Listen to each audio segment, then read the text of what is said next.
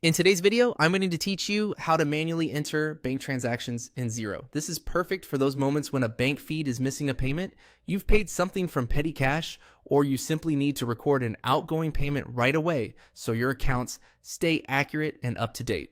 Start on your Xero dashboard, where you'll see your bank account tiles.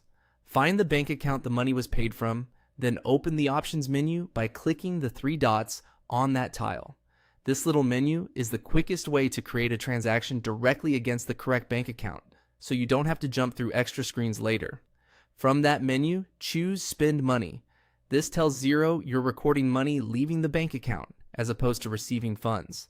Selecting the right option here is important because it determines how the transaction is treated in your reports and how it will match to your bank statement when you reconcile. You'll land on a simple entry form. In the To field, pick the payee for this payment. Choose an existing contact if you have one set up, or simply begin typing to find the right name.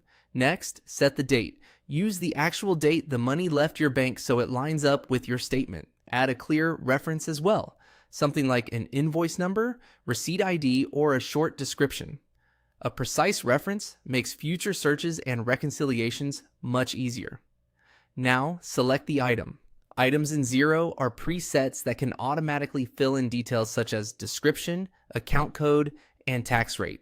Choosing the correct item speeds up data entry and keeps coding consistent.